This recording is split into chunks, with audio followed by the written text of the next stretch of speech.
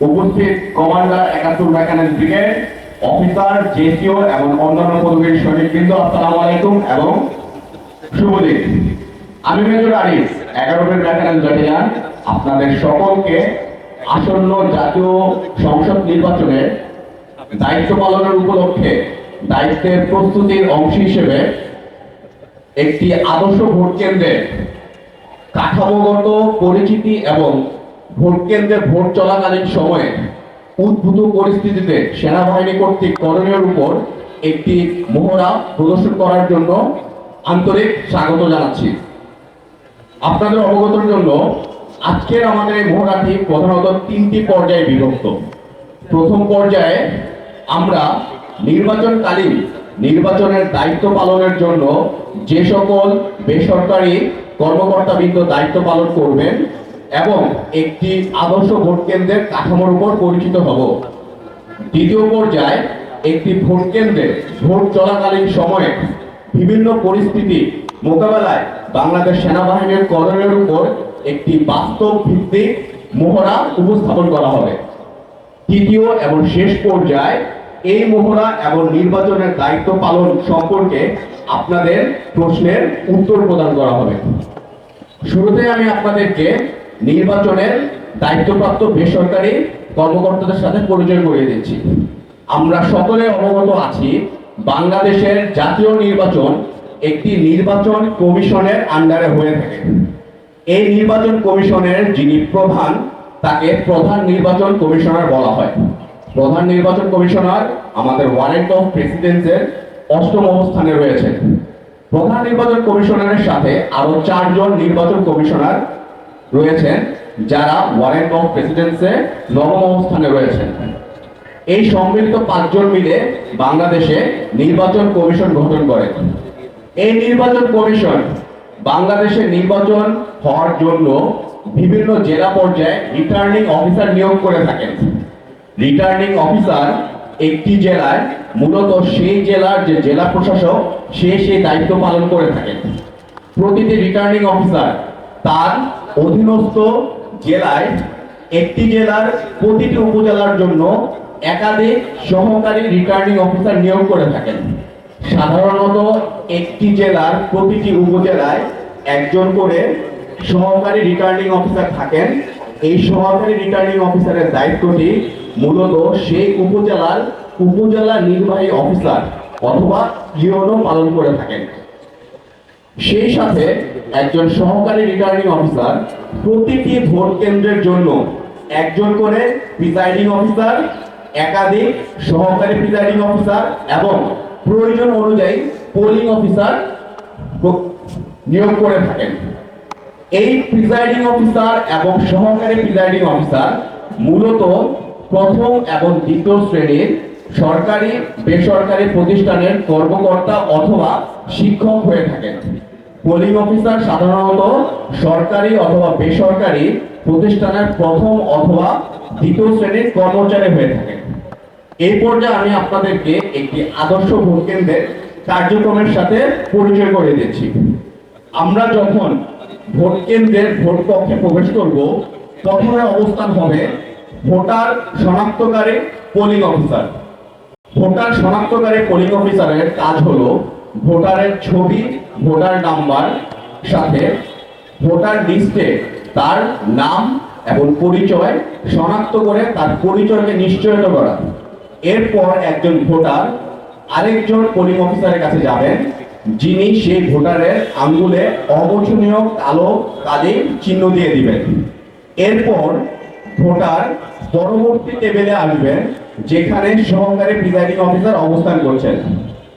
সহকারী presiding officer ভোটারের আঙ্গুলে অবচনীয় কালির দাগ নিশ্চিত হওয়ার পর তাকে ব্যালট পেপার প্রদান করবেন।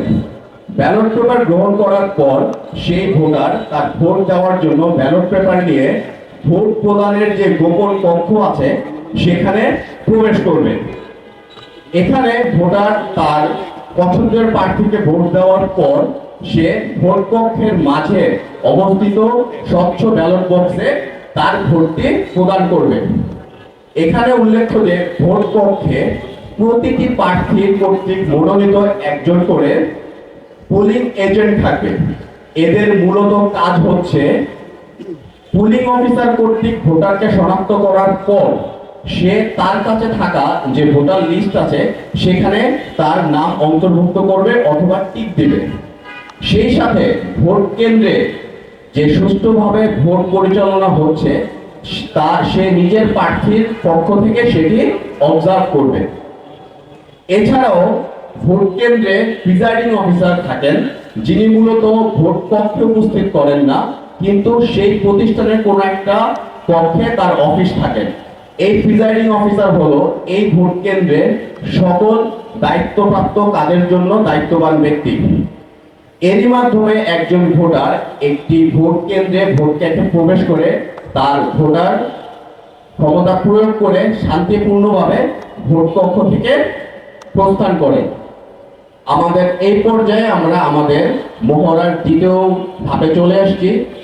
এই ধাপে আমরা এখন দেখব একটি ভোট কেন্দ্রে বিভিন্ন পরিস্থিতিতে সেনাবাহিনীর করণীয়, এবং এই মহড়াকে পরিচালনা করার জন্য আমি এখন লেফটেন্যান্ট আহনাফকে আহ্বান জানাচ্ছি। সম্মানিত উপস্থিতি, আজকের এই আয়োজনের দ্বিতীয় পর্বে আপনাদের সামনে একটি বাস্তব ভিত্তিক মহড়া প্রদর্শন করা হবে, যেখানে আমাদের দায়িত্বপূর্ণ এলাকার ভোট কেন্দ্রগুলোতে যে কোনো অনাকাঙ্ক্ষিত পরিস্থিতি মোকাবেলার লক্ষ্যে আমাদের কিভাবে দ্রুত, পেশাদার, সমন্বিতভাবে দায়িত্ব পালন করা উচিত তা প্রদর্শিত হবে। প্রথমেই আমরা আপনাদের সামনে একটি আদর্শ ভোট গ্রহণ প্রক্রিয়ার ধারাবাহিক চিত্র উপস্থাপন করব। আপনারা দেখতে পাচ্ছেন একজন সাধারণ ভোটার ভোট কেন্দ্রে প্রবেশ করেছেন। প্রথমেই ভোটার শনাক্তকারী পোলিং অফিসার ভোটারের জাতীয় পরিচয়পত্র যাচাই করছেন এবং নামীয় তালিকার সাথে মিলিয়ে নিশ্চিত করছেন। এরপর অমোচন কালো কালি প্রদানকারী পোলিং অফিসার ভোটারের আঙুলে কালো কালি প্রদান করছেন। অমোচনকারী গ্রহণের পর ভোটার সহকারী প্রিজাইডিং অফিসারের নিকট থেকে ব্যালট পেপার গ্রহণ করছেন এবং পছন্দনীয় প্রার্থীকে সিল প্রদানের উদ্দেশ্যে গোপন কক্ষে প্রবেশ করছেন।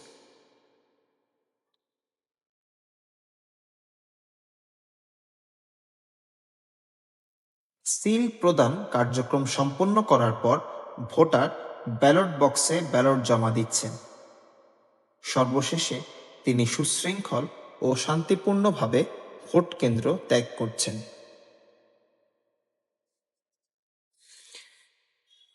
এখন আমরা আপনাদের সামনে নির্বাচনী আচরণবিধি অনুসরণ করে একজন দলীয় মনোনীত প্রার্থীর ভোট প্রদানের প্রক্রিয়াটি উপস্থাপন করছি।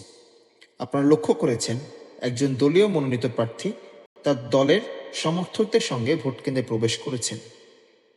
তিনি নির্ধারিত নিয়ম ও প্রক্রিয়া যথাযথভাবে অনুসরণ করে ভোট প্রদান কার্যক্রম পালন করছেন।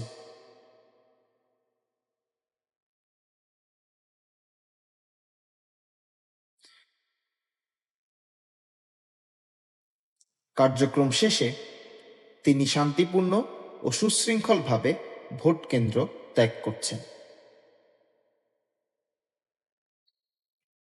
সম্মানিত উপস্থিতি, নির্বাচনের দিন সুষ্ঠু, অবাধ ও শান্তিপূর্ণ ভোট গ্রহণ নিশ্চিত করা আমাদের একটি জাতীয় দায়িত্ব। এই প্রক্রিয়ায় কিছু অসাধু ব্যক্তি বা দলীয় প্রভাবশালী সদস্য ভোট কেন্দ্রের বিশৃঙ্খলা সৃষ্টি করতে পারে।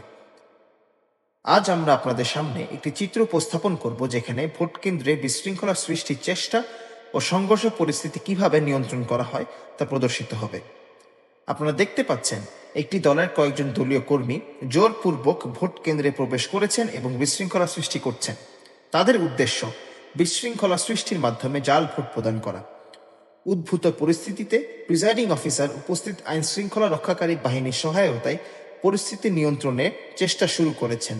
তবে পরিস্থিতি নিয়ন্ত্রণের মধ্যে না থাকায় প্রিজাইডিং অফিসার তাৎক্ষণিক সেনাবাহিনীকে অবহিত করেন।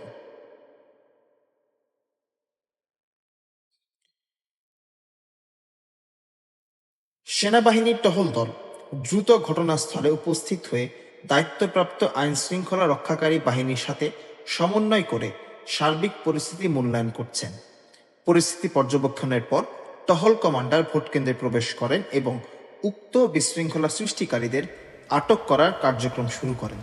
এখানে বিশেষভাবে লক্ষণীয় বিষয় হলো, স্কুলের প্রধান গেট, ভোট কেন্দ্রের প্রবেশের পথ এবং বাহিরের পথ এবং স্কুল এলাকার সার্বিক নিরাপত্তার জন্য সেনা সদস্যদের নিয়োজিত রাখা হয়েছে, যাতে করে কোনো বিশৃঙ্খলা সৃষ্টিকারী স্থানটি থেকে পালাতে না পারে এবং ভোট কেন্দ্রের সার্বিক নিরাপত্তা বজায় থাকে।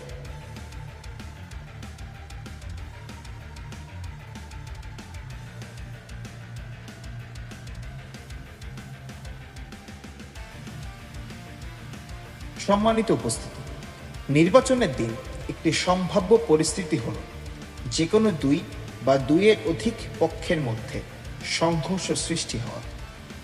যদি এরকম সংঘর্ষ পরিস্থিতি উপস্থিত আইন শৃঙ্খলা রক্ষাকারী বাহিনীর নিয়ন্ত্রণে আনতে ব্যর্থ হন, তাহলে আমাদের তথা সেনাবাহিনীর হস্তক্ষেপ অপরিহার্য। এখন আমরা আপনাদের সামনে উপস্থাপন করতে যাচ্ছি কিভাবে দুই পক্ষের সংঘর্ষ পরিস্থিতি পর্যবেক্ষণ এবং মূল্যায়ন করে দ্রুত এবং কার্যকরভাবে আমরা নিয়ন্ত্রণে আনব।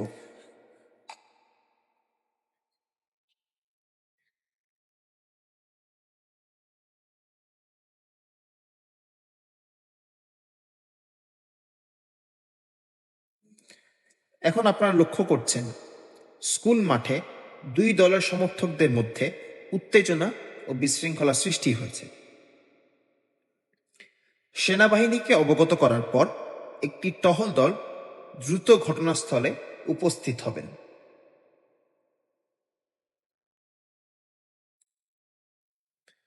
আপনারা লক্ষ্য করছেন সেনাবাহিনী অবগত হওয়ার পর একটি টহল দল দ্রুত ঘটনাস্থলে উপস্থিত হয়েছেন এবং টহল কমান্ডার উপস্থিত আইন শৃঙ্খলা রক্ষাকারী বাহিনীর সাথে সমন্বয় করছেন, যাতে করে দ্রুত পরিস্থিতির মূল্যায়ন করে টহল দল দ্রুত কার্যক্রম শুরু করতে পারে।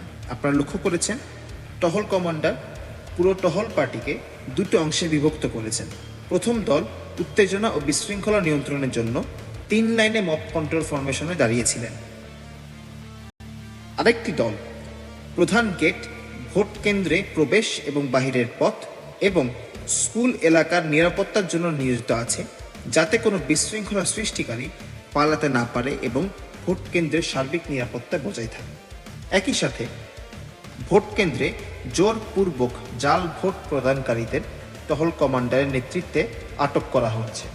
পরবর্তীতে তাদের বিরুদ্ধে আইনানুগ ব্যবস্থা গ্রহণ করা হবে। সম্মানিত উপস্থিতি, নির্বাচনের দিন গণমাধ্যম কর্মীদের সঙ্গে সমন্বয় বজায় রাখা আমাদের জন্য অত্যন্ত গুরুত্বপূর্ণ। এখন আপনাদের সামনে সংক্ষিপ্তভাবে তা উপস্থাপন করা হবে। ভোট কেন্দ্রের ভিতরে স্যার কি হয়েছিল স্যার? আপনারা লক্ষ্য করেছেন ভোট কেন্দ্রের ভিতর কিছু উশৃঙ্খল জনগণ এসে বিশৃঙ্খলতা সৃষ্টি করছিল।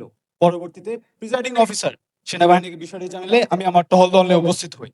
টহল দল কর্তৃক পরিস্থিতি নিয়ন্ত্রণে আনতে সক্ষম হয় এবং বর্তমানে পরিস্থিতি স্বাভাবিক রয়েছে।